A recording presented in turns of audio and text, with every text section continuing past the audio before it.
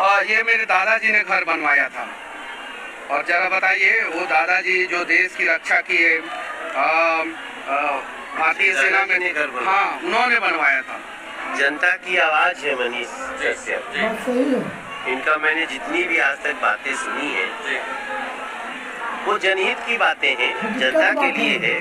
और फिर वो सरकार क्या जो जनता की आवाज से डर जाए, और जो ऐसे दमन करने वाली सोच के लोग हैं उनको इसकी सजा मिलेगी जरूर।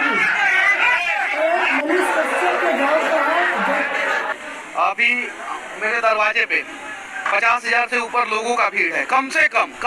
तो हकीकत बात है। तो इस वीडियो के आप देख रहे थे, इससे आप क्या समझते हैं?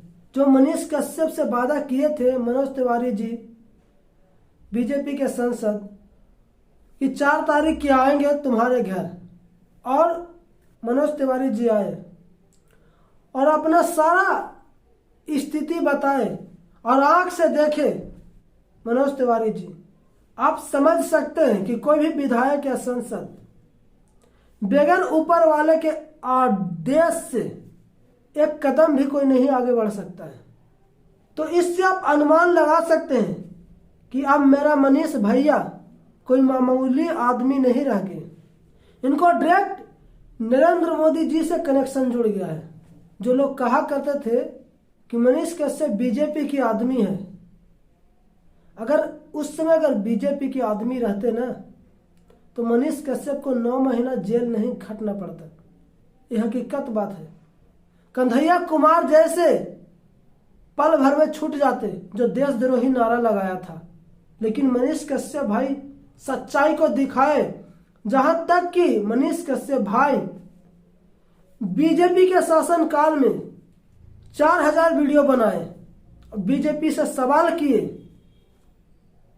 नरेंद्र मोदी जी से सवाल किए, अमित शाह जी से सवाल किए, यूपी में जा करके आदित्यनाथ योगी जी से सवाल किए, लेकिन उन्होंने कुछ नहीं बोला। वो हकीकत के दिखाया मनीष कश्यप भाई। और बीजेपी ये चाहता है कि तुम आवाज उठाओ, हम उसको परखेंगे। जहां तक कि सच्चाई रहेगा उसे हम सुधारने का कोशिश करेंगे। आपकी सच्चाई को जान करके उस गलती को सुधारने का कोशिश करेंगे जहां पे गलती है। और मनोज तिवारी भाई जो गए गांव और सारी माहौल को समझ गए और जनता को भी देख लिए होंगे कि आखिर मनीष कश्यप सच में एक बिहार की जनता की आवाज है, और उनको और हौसला मिल गया और ताकत मिल गया। अब ये बात नरेंद्र मोदी जी के पास बोलेंगे और नरेंद्र मोदी जी भी निर्णय लेंगे कि अब हमें क्या करना चाहिए। तो मनीष कश्यप भाई आप खुल के बोलिए अब कि हम राजनीतिक में आएंगे और आपको आना होगा। हम लोग आपको मैक सिर्फ नहीं उठाने देंगे, अब आपको शासन करना होगा, आपको अब सत्ता संभालना होगा। अगर आपको कुछ जिंदगी में करना है बिहार के लिए, बगैर अधिकार के, बगैर ताकत के आप कुछ नहीं कर सकते हैं।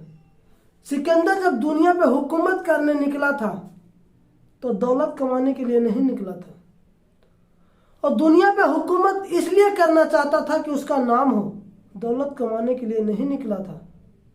तो अगर सच में आप नाम कमाना चाहते हैं, जो आपको दादाजी को जमीन को हड़पा, हम तो उसे हड़पना ही बोलेंगे, जो कुर्की जब्त कर लिया गया, एक सेना को जमीन की हड़पा, आपको पिताजी देश की रक्षा कर रहे थे। अब आपको उनसे ऊपर उठना होगा। जो कहावत में है कि बाप 10 नंबरी तो बेटा 100 नंबरी, तो आपको 100 नंबरी बनना होगा। अब आपको बिहार को संभालना होगा।